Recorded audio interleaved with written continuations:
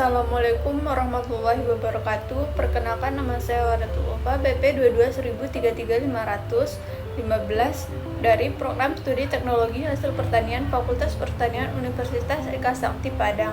Di sini saya akan mempresentasikan tugas teknologi pengawetan pangan, studi kasus keamanan pangan pada produk pengawetan dengan dosen pengampu Profesor Iketut Budaraga MSI. Studi kasus UMKM yang memproduksi ikan asap. Setelah 7 hari penyimpanan ditemukan bau tengik, pertumbuhan jamur, kemasan tidak rapat, dan perubahan warna produk. Tujuannya identifikasi bahaya keamanan pangan, analisis penyebab kerusakan, hubungan pengawetan dan keamanan pangan, rekomendasi perbaikan. Identifikasi bahaya.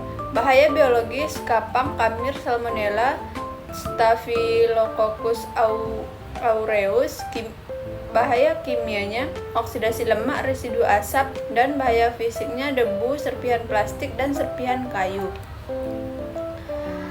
Analisis bahaya biologis. Jamur tumbuh karena kadar air tinggi, kelembapan penyimpanan, dan sanitasi yang kurang baik. Analisis bahaya fisik. Kemasan tidak rapat memungkinkan masuknya debu, serpihan plastik, kayu, dan benda asing lainnya.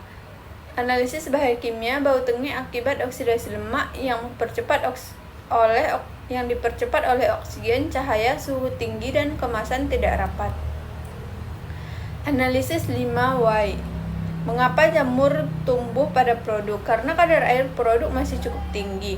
Mengapa kadar air masih tinggi? Karena proses pengasapan belum mampu mengurangi kadar air secara optimal.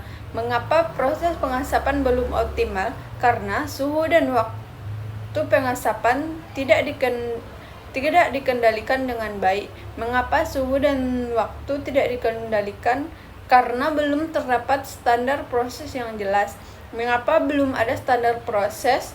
Karena UMKM belum memiliki SOP dan produksi yang terdokumentasi. Penyebabnya belum adanya SOP yang jelas mengenai proses pengasapan, pengemasan, dan pengendalian mutu produk. Fishbone diagram. 1. Man atau faktor manusia. Kurangnya pengetahuan pekerja mengenai higienis dan sanitasi, kesalahan dalam proses pengemasan. Yang kedua, faktor metode atau faktor metode. Waktu pengasapan kurang optimal, suhu pengasapan tidak terkontrol dengan baik. Yang ketiga, material atau faktor bahan baku. Ikan yang digunakan kurang segar, kualitas bahan baku tidak seragam, dan adanya kontaminasi mikroorganisme sejak awal. Yang selanjutnya, mesin. Faktor mesin dan peralatan. Alat pengasapan tidak menghasilkan panas merata, peralatan kurang terawat, dan alat pengemas tidak bekerja secara optimal. Selanjutnya, faktor lingkungan. Ruang produksi memiliki kelembapan tinggi, sanitasi lingkungan kurang baik, dan adanya debu dan serangga di area produksi. Selanjutnya, faktor packing atau kemasan. Kemasan tidak kedap udara, proses penyegelan tidak sempurna, bahan kemasan kurang mampu melindungi produk dari udara dan kelembapan. Hubungan pengawetan dan keamanan pangan. Pengasapan belum efektif karena masih terjadi pertumbuhan jamur, bau tengik, dan perubahan warna. Pengaruh kadar air dan kemasan. Kadar air tinggi mendukung pertumbuhan mikroba.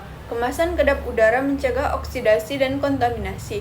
Resiko suhu penyimpanan. Suhu tinggi mempercepat pertumbuhan mikroorganisme dan oksidasi lemak sehingga umur simpan menurun. VDCA atau Plant and Do. Plant ada SOP, standar mutu, kadar air, suhu, dan waktu. Do adalah pengasapan sesuai SOP, sanitasi, bahan baku segar, dan kemasan berkualitas. VDCA, cek NACT, cek uji kadar air, kemasan mikrobiologis, mutu sensori. ACT, perbaikan SOP, pelatihan pekerja, peningkatan pengawasan.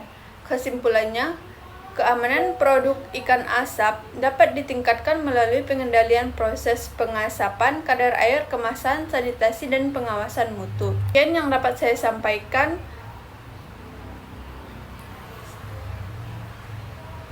Sekian presentasi Sekian presentasi tugas saya Sekian presentasi saya. Assalamualaikum warahmatullahi wabarakatuh.